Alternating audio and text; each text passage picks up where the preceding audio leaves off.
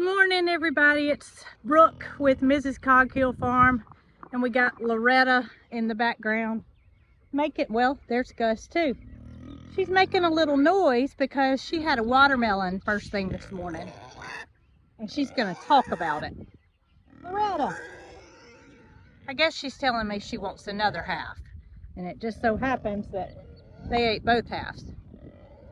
First thing I want to show you guys this morning is, do you see what I see right here in the background? That is not Ozella, that is Miss Lewis. And behind her is her son, who I told you guys had been kind of traveling together. I thought that she was sitting on a nest, but obviously that is no longer the case. So I do have some very bad news to report about Ozella. I was able to find her and she was not alive. And I had a bad feeling. I just knew it. I don't know how, I don't know what made me think that she wasn't coming back, but I just had a feeling. So while I share that bad news right off the bat, we're gonna get to some good news. I have pretty much the same routine every morning. First thing I do is to go feed the babies, of course. They're ready to eat first thing in the morning, and I don't hop on the side-by-side. I don't hop on my bike. I walk. I walk to the barn every morning. It's just my kind of morning get me started routine. It is a little bit of a trek, but you know, gets my blood flowing and just kind of starts off your day in the right way. So as I'm strolling to the barn, walking down the road, I pass the area where the geese live. Also, Nugget and Goldie are over here. And I've had a goose that's been sitting since, my gosh, it feels like 6 months now. Obviously it's not 6 months, but it feels like it's been forever. As a matter of fact, every morning when I go by, I notice her still sitting. And I think to myself, girl, nothing's gonna hatch. You might as well get up because you're just sitting. You're just sitting. I didn't have the heart to take the eggs from her. And honestly, I didn't even mess with her. I just kind of let her be. I hope y'all can hear me okay, because Brooke and microphones just don't mix. Jason bought me a setup and we thought it would be foolproof, but the first time I ever used it, he went to edit my video and I had absolutely no sound, and the sound could not be found. So there's a little bit of wind. I hope y'all can hear me. See back behind me? That's that goose that's been sitting. But this morning, when I went to go feed the babies, there was a little something different. Something caught my eye that was not normal. So this is a pile of rocks that the previous owner had put here for whatever reason, I don't know, but we've moved a lot of them, but a lot of them are just, they can't be moved. It gets down into the ground, and so we've kind of left them there. But out of the corner of my eye, I noticed something, and I don't know if y'all can see it or not. As I get closer, they're gonna get louder, but these babies have just hatched. Do y'all see what I see? There's one. He's kind of hidden. He's very fresh. I mean, just hatched. I don't know how many babies there are. Okay, there's 3 more. So that one that's kind of crawling away is number 4. And she's got what looks like 1 or 2 eggs left. And these all have color on them, which I love. I mean, a white goose is beautiful, but the ones with color, oh my gracious. Let's see if this little guy's okay. You need to go back under your mama. You are wet. Yep, there's 2 other eggs up under her. They may hatch as well. One of them has a black beak, as y'all can see. And this little one, oh goodness, you are just hatched, little one. Yes, you are.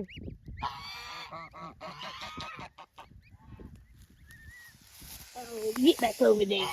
There we go. Oh my gracious, y'all. I really thought we were done hatching geese for the season. So I walked away so she can go back and tend to the one that is freshly hatched. She is already back over there. But y'all, to tell you that I'm surprised that these babies hatched, I don't know what to tell you. As soon as I saw it, I sent Jason a text and I said, goose babies. And he said, more? Y'all, it's been a long time since the first 2 goose babies hatched of the season. I'm gonna show y'all. She's back on her. So as soon as I walked away and I put the little baby that just hatched back where her eggs are, she went right back to them. And y'all see the daddy is taking care of the 3 babies that are a little bit older. I mean, they may have hatched yesterday or last night. They dry out quick and get to moving pretty quick. But that one that I showed y'all, that gosling just hatched. I got Nugget here with me. I'm gonna take my earrings off and talk to him for a minute while he cleans my shoes up. You know, Nugget, he has a problem with anything new that comes into his area. But he doesn't seem to have a problem if it's goslings that hatch in here. That's okay, because it's almost like he knew all along that they were gonna hatch and they were gonna become a part of his area. But if, like, when he was sitting on his eggs for the 44 days that he did, and he got up from that sit and he saw those 2 babies that had hatched while he was doing his sitting, he thought they weren't supposed to be here. And he did his best to run those babies out of here. Jason had to calm him down and let him know that everything was okay. And it worked out for the best. Here comes Goldie. Y'all see her.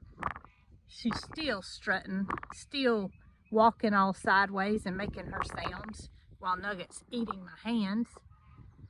But yeah, Goldie's not that way. We have not noticed that Goldie has any problem with geese or goslings that are in here that are new. Sometimes we'll bring a duck down here that we want to reside at the pond. However, they don't tend to want to stay down here. They make their way back to the area that they're most familiar with. But when that happens, Goldie shows she didn't care. She didn't care. So y'all look now, you can see the new one is on that side and the older ones are on this side. And she's not even sitting on the eggs right now. So I don't know if those 2 are gonna hatch or not. Can y'all hear Goldie?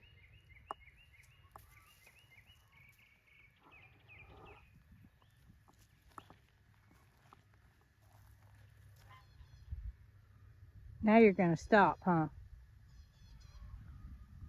The goslings that hatched while Nugget was on his nest, you can't tell them from the older ones unless you just know which ones to look for. There's no way you can tell it, and that's just an indication of how fast they grow. It's like they're babies one day and they're grown the next. So while I was walking out of the gate, I found something that you guys may be interested in seeing, and that is emu feathers. All you see when you look at an emu is that mass of feathers, but I want to show y'all what an individual feather looks like when it comes out. Is that not cool? And they're not soft, but they're not hard either. I don't know how to explain it. It's kind of rough. The texture's kind of rough. Nugget's looking at me. Y'all, you gotta see this. He's like, why do you have my feathers? See the feathers, buddy? Those are yours. Yeah, you're not gonna eat them. I came over to see who's sitting on the nest this morning to find Mr. Scott in full display. He's kind of let it down now, but his son was over here with him, and it's almost as if Scott's teaching him some lessons. You got a little ways to go, little one, but one day you'll be just as beautiful as your daddy. I'm not sure that they're going to get along for that long for us to let him live his life out here, but as long as there's no fussing or fighting, he can stay.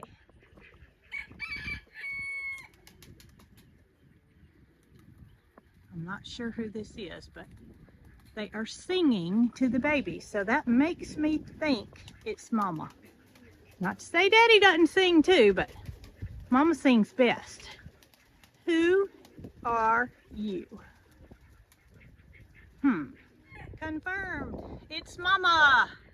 I just got a good glimpse of Daddy over there in the corner, and I can see that he has a silver band on. So Mama's on the nest this morning, and I'm convinced there's an egg, and there's going to be a little baby Victorian crown pigeon. Well, we've covered a lot this morning, and I want to cover one more thing, and that is something that's either going to be a dud or not. You may have figured out already what I was talking about. It may be a dud or it may not be a dud.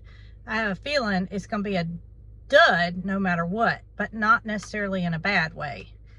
I can't help myself. I gotta go ahead and try one. Are y'all like me? Milk duds are just fantastic in their original state. But there's one problem. They get all stuck in your teeth. I'm thinking freeze-drying milk duds may be the way to go.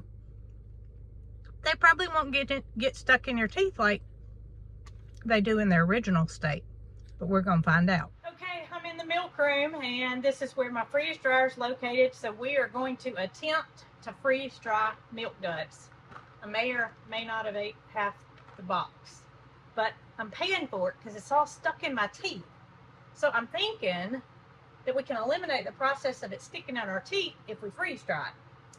First thing is I put some parchment paper on my trays because I have a feeling it's gonna stick. And if it doesn't stick, that's a good thing. I'm just out cutting the parchment paper. I brought some scissors because I thought I might need to cut them in half, but now I'm thinking I'm just gonna space them out a little bit more and leave them whole. I mean, worst case scenarios, I come out with milk duds this big. So I got my freeze dryer pre-freezing already. This is my box that I ate off of. Until a couple stuck in the bottom. They stick in your teeth just the way they stick in the bottom. So I'm gonna make sure I space them out. Maybe put, I don't know, 4 on a row and then give it plenty of space. And I'm gonna fill up as many as 5 boxes will allow. Okay, so I have 5 trays done, and I did space them out to where they'll have room to expand. I still may have made a mistake. They still may be too close together, but you don't know if you don't try. Okay, it says it's ready. I'm not very familiar with freeze-drying candy, so this is going to be an experiment. Y'all are coming along with me. The beeping means the candy is done. And I've got a greasy man in here with me. He's been working on the Volkswagen bus that we are trying to get back in order. But I got something I want you to try. Are you up for it? If it's anything like that daggone yogurt now. Wait a minute. So now I'm gonna go get my shovel. No. In case we got a berry. There's no need to bury anything. First, I want you to try one in its original state. This is a milk dud. I like a milk dud now. You like a milk dud. You like it in its original state. I like it in original state. What's the problem? Except it's real sticky. Yes, that's my problem. Is they stick in So your I teeth. may pull my fillings out. Yeah. So my thoughts are that this may taste the same. You gotta spit it out. It's kind of like a you won't tear the camera up, baby. Kind of like a sugar daddy. Oh goodness. You can't even get them out, baby. Well, look how big they are. Jason, I almost cut them in half. Okay. You probably could get back cutting them in half. I probably could, but I started thinking. No, look at this thing. I started thinking it may not be necessary. Where's the original one? What if I cut it in half and it's not necessary? You know, this is the first time we've done candy. Well, that's what I said, is I'm not real familiar with freeze-drying candy. Yeah, look at this. Look! Holy cow. All right, I'm ready. So you gonna put the whole thing in your mouth?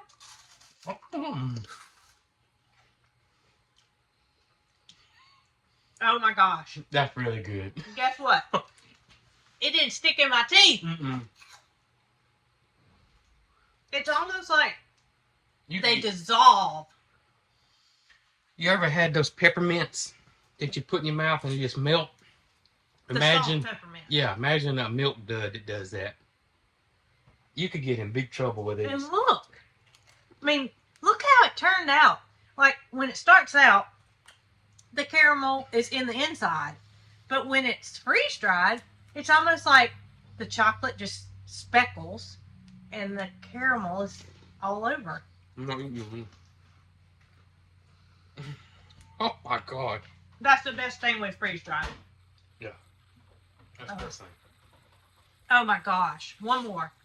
From one more. Vegetables to fruit. That's good. That's good. Success. That's good. No need for a shovel. No, I don't have to bury that one.